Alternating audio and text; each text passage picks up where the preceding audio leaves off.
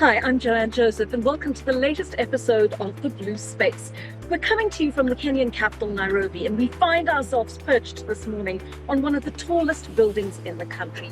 The East Africa corridor covers 8 countries. It'll soon be home to 500 million people sitting on some of the richest natural resources on the continent.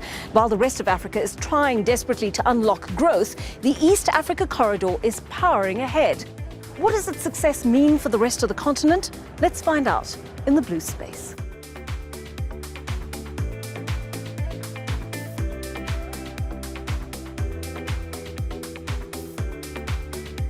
My name is Kiprono, and I'm a businessman, and I'm also the chairman of the Nairobi Securities Exchange.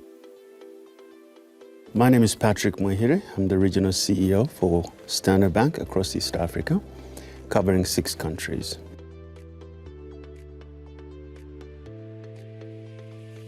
What is current on my playlist in my car is Hugh Masekela. It's Otis Redding. It is Sam Cooke. Oh, I've got some Afrobeats. I've got some jazz. I'm a piano. I love the Senegalese and Mali music. What do you think of when you think of Africa? I think of a very vast and diverse continent with a very young demographic. It's got the history, it's got the landscape, it's got so much going for it. And I think it's also quite cosmopolitan and quite eclectic.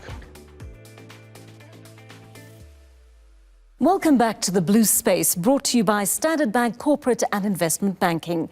I'm Joanne Joseph, and today I'm joined in Nairobi by Standard Bank's Regional Chief Executive for East Africa, Patrick Mweheire, and Chairman of the Nairobi Securities Exchange, Kiprono Kittony. Gentlemen, lovely to be with you today, and thank you very much for making the time to chat. So, Patrick, let me kick off with you. I'd like you to please just give us a sense of East Africa as a region. What corridors exist here? Tell me how they enable trade, the movement of people, labor, currency, and the like. Okay, I'm happy to. First of all, I think it's important to put this in context. The East African community started, almost 55 years ago. So we've been at this for a while. There was a small disruption in the 70s, but then we continually picked up from it again.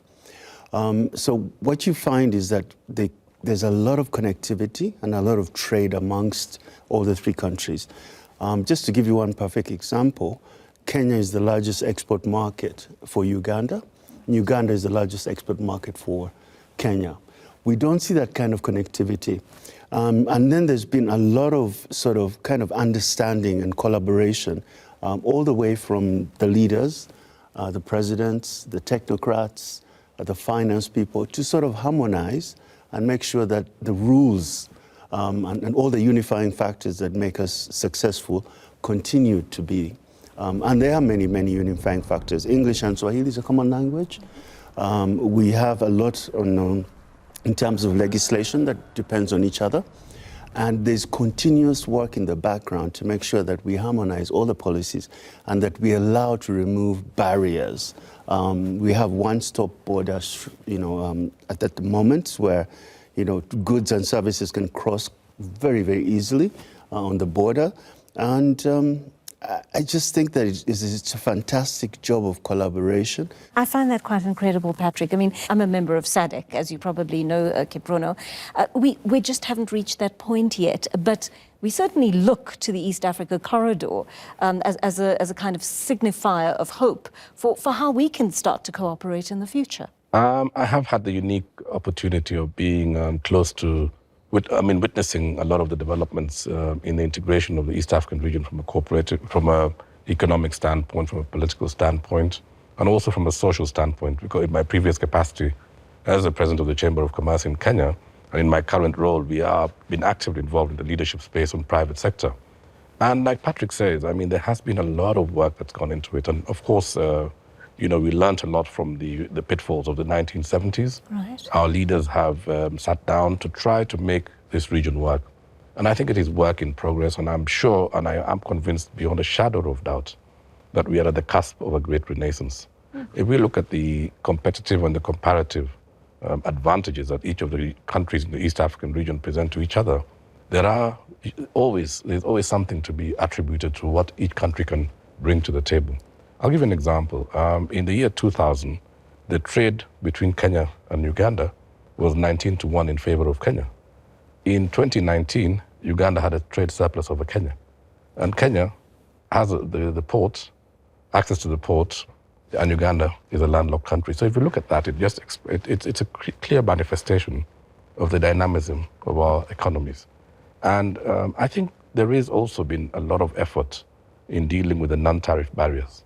One of the greatest sticky points in the cooperation between these nations has been the movement of goods at the border points. And this was resolved by a very simple treaty that was engaging by the countries of the East African region to have a one-stop border post. So today, if I'm going to cross into Tanzania, for argument's sake, at the port of Namanga, I don't need to go through to two different buildings. Right. The customs officials are in one facility, as are the immigration officials. So there's a lot of small things that have gone towards actually making this a reality. It's really exciting stuff. I mean, Kiprono, can you give us a sense of how these transit and trade corridors are unlocking value for business as well as the local communities? Because I think the combination of those two is quite important. Thank you. That's really a very important question that you've asked me. And a few years ago, Trademark East Africa financed an initiative to try and simplify cross-border trade in the East African region. And it began, first of all, with a protocol at the port of Mombasa that will reduce the amount of time that vessels will be docked in Mombasa. Right. It also reduces the amount of time that containers going into the hinterland, into the landlocked countries, and also into Kenya itself would be stationed in Mombasa. So it really worked on the flow of the goods. And the second thing that has been done is that the Northern Corridor Initiative, which combines all the 6 countries of the East African region, meet regularly under the auspices of the heads of state with the Council of Ministers sitting beneath them. And their responsibility is basically to ensure that we have robust infrastructure deployed and also maintained. You see, the deploying of infrastructure and the maintenance of infrastructure are two different conversations. So there is a harmonization of policy in terms of ensuring that our road networks are efficient, our internet connectivity across the region, from the undersea connectivity in Mombasa and Dar es Salaam are deployed into the region effectively, that we have enough airports and rail connectivity through standard gauge rail across the region. Mombasa has been a pivotal point because that is a deep water port that serves Kenya, as Dar es Salaam serves Burundi and also parts of Uganda and the Democratic Republic of Congo. So we have, all these countries are working concertedly to ensure that this infrastructure is robust enough to support trade and investment. The human resource protocols have also worked to ensure that there is a seamless flow of people across these regions. Today, I can fly to Dar es Salaam, as I will in a few days' time, using my national identity card. No need for a passport. Right. Similarly to Uganda and the rest of the region. That also helps in a great way. The other thing that I want to highlight is the fact that there is a dedicated deep water port in Lamu for the region. And that is even targeting to transport cargo northwards into Ethiopia. But I see that before we leave this issue of the cross-border cooperation, tell me a little bit about this borderless banking, please, Patrick. I see it's also being used to facilitate the movement of currencies quite easily across borders. Yeah. So, I mean, effectively what we've tried to do is to make sure that we reduce the time that we can send money across the countries. And that's a big benefit to a lot of the trade that happens. So you can seamlessly, within less than 10 minutes, get money across from Kenya to Tanzania and vice versa. And obviously our clients love that. The ability that also from a macro perspective, there is a little bit of harmonization in terms of interest rates, etc. The central banks all coordinate. We have an East African payment system as well that we're trying to push through. In fact, there is a goal to get us back to a monetary union where we go back to one currency across East Africa. So that's a discussion. We've gotten a lot on the harmonization of rates and policy and targets, but we still have that aspiration that we can go back to one currency across all these countries. And as you know, that would be significant because it reduces a lot of volatility and it allows for, even a freer moving of exchange goods and services as well. Yeah. And I think it's something a lot of the countries on the continent are actually aspiring to right now, Patrick. I mean, and it seems like such a vibrant context in which to operate. I mean, you've got all these facilities, all these pipelines in place to facilitate such a lot of movement, create such opportunities within this environment. I mean, you can afford to truly be creative with the kind of infrastructure that you've put in place. Can you give me a sense of Standard Bank's activities within the region? Yeah. So obviously, we, being one of the largest banks in Africa, have to support and really, in many ways, align with the goals of the countries. So when you look at some of the big infrastructure projects that Kip talked about, we try to play a role in those capital in supporting that. So energy and infrastructure is huge, both renewable and extractives. We also support a lot of the big, should I say, fintech space that's been created. And you know, Kenya, like, very, very innovative with the M-Pesa product, which to some extent has also been a competitor in sort of our banking services. But it has allowed all of us to sort of move up the digitization chain a lot quicker. So money can flow and payments can flow within the countries quite quicker than in any other places. So we also play a huge role in sort of supporting the SME ecosystem. And one of the things that we've been doing lately, which has been quite successful, is that we see an anchor client. For example, if I was to pick East African breweries, just as an example, and we sit down with them and have a discussion around their ecosystem. Who supplies you, who delivers and distributes for you, and can we sit down and then figure out a way in which that we work together? Because one of the biggest issues that we've faced has been the high cost of, should I say, borrowing for SMEs. So we've been working very closely with these large anchor clients to see how do we de-risk so we can lower the rates. And for example, in the East African breweries case, we were able to reduce what we were charging the SMEs by almost 40% because we had them on the table. So we had a tripartite and we were able to discuss that this is your ecosystem. If you want us to support this, we're going to do that. So, you know, give us that. So we're also trying to bring all those linkages across for our big anchor corporate clients. And it's working really, really well in terms of just allowing us to also be a banker for the SMEs in that space. Yeah. I mean, if I may. Yes, please. If I may, I mean, let me give a customer's perspective. And I'm not here to do any marketing for Standard Bank. But I was present when they came into the country maybe 20 plus years ago. And at that time, the image that Standard Bank had was that it was a corporate bank to bank the big corporates. But you know, to the spirit of East Africa, they have really taken up the innovative spirit. And there are three spaces that I would say Standard Bank has significantly, participated in. One is in agriculture. I mean, Standard Bank today is one of the foremost banks in providing solutions to, the rapidly growing agri-economy space. Number two is in the technology space, as Patrick just said just now. They have been very actively involved also in banking the innovative companies that are playing in that space.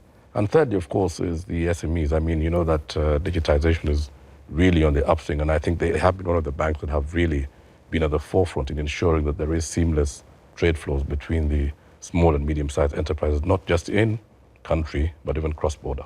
That's really heartening. Yeah. Of course, everything we're talking about is what the African Free Trade Agreement is trying to achieve, right? We hear a lot about the AFCA, and Patrick, quite frankly, some people believe it to be a pipe dream. Others say it is possible to achieve in a number of years, over a certain number of decades. I mean, it's taken about 50 years for your region to be able to operate as optimally as it does. Well, would you say this can be achieved in our lifetime continentally? I think, first of all, it was an incredibly ambitious project to do the AFCA. So the way I kind of look at it is that we have to take it in bite size, right? I think trying to ensure that you can have this one huge program, just initial, it's going to take a bit of time. And we've started to see some small wins where countries are beginning to have these, bilateral trade agreements. For example, there's one really good example I have. We have a lot of excess milk in Uganda. Recently signed a deal with Algeria to export that excess milk. Now, that's also part under the AFCA framework. But it is, how do we continue to have those sort of small wins without necessarily just thinking there's going to be a big explosion and a big end to the AFCA? So that's kind of how I look at it, and I feel like we're making progress. At least there's some real conversations that are happening between leaders in terms of how to get this going. But it will take time. It will take time. But I think, the East African community, East African corridors, the entire East African region serves as a model to the rest of the continent. Kiprono, surely they can take a leaf out of your book. I had a unique opportunity of being able to travel to many countries in my previous capacity in the Chamber of Commerce. And one of the things that really surprised me is the fact that Africa has not traded with Africa. If you travel to West Africa, for example, and you visit a supermarket in Nigeria, you will find that Nigerian supermarkets are mainly stocking dairy products from New Zealand and Australia. And in Kenya, we have a surplus of those very, very same products. So there is a need to have a concerted effort to break down the barriers to trade. When we tried to sign a special status agreement between our two countries, we met headwinds because of the ECOWAS region having to approve certain, or rather take away certain barriers to being able to enable us to travel. Take our goods there and vice versa, also to import petroleum products directly through that special status agreement into Kenya. So there are real practical examples of the challenges that the historical formations have presented. One very clear example also has been the sea routes. It's easier today to transport a container from the port of Mombasa to Felixstowe in the United Kingdom than it is to transport it to the port of Lagos because of the sea routes and the fact that there haven't been enough vessels plying those routes. And many of these vessels actually had detoured to other transit points in the global sea configuration. So there are certain low-hanging fruits. If you look at the collaboration today, for example, in the utility of energy resources, it's a perfect example of how East Africa is leading from the front. Ethiopia, with its Grand Renaissance Dam, will be exporting their surplus energy into Kenya. We import hydropower resource from Uganda. We shall be exporting our geothermal resources to other neighboring countries. So there is a close collaboration that is premised upon the competitive and the comparative advantages that each of these countries has. It's a long way coming, but I do believe that the journey has begun. And to quote and paraphrase Chinua Achebe, he said that if you want to walk fast, walk alone. But if you want to walk far, walk with others. So I think in this region we are walking together. And it's a perfect example for the rest of the continent. It certainly is. I can't disagree with you at all there, Kiprono. Patrick, a closing thought from you. East Africa's growth points as you move forward, because it seems there's lots of room for expansion, despite what you've already achieved. Yeah. So, we are the fastest growing region in sub-Saharan Africa. I believe we're going to achieve about 6.5% growth for the next couple of years, which is significantly larger than the rest of the continent. And that's without, some of the benefits of the big projects that are in the pipeline, technically Tanzania, etc. The FDI that we're beginning to see, which is, in my view, I think, basically shows you the positive sentiment that people see. Not just the bank. We're investing a lot in East Africa. We feel like it's one of our growth vectors from a geographic point of view. It's one of the top 3 that we've selected as a bank. But when we speak to our clients, it's a similar discussion, like you opened up by saying almost 500 million people, GDP of about 500 billion, growing at 6-7% with a lot of connectivity. It makes it so much easier for a regional corporate or an international, multinational to have that discussion. So I'm very, very optimistic about the future. We will continue to play our role in connectivity. We do have international presence in London and New York, etc., to support international clients as well that want to invest in East Africa.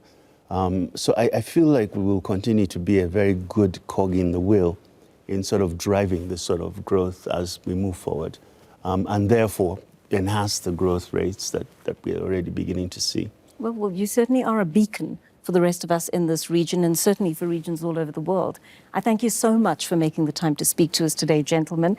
We have to wrap it up there today. That is unfortunately all we have time for. But what a fascinating discussion with these two gentlemen, East Africa Regional Chief Executive for Standard Bank, Patrick Mweheire, and Chairman of the Nairobi Securities Exchange, Kiprono Kittony. Thank you both for joining us for this really insightful discussion. From me, Joanne Joseph, to all of you across Africa and around the world, it's goodbye until we meet again here in the blue space. Visit www.standardbank.com/bluespace to find out more about the Blue Space.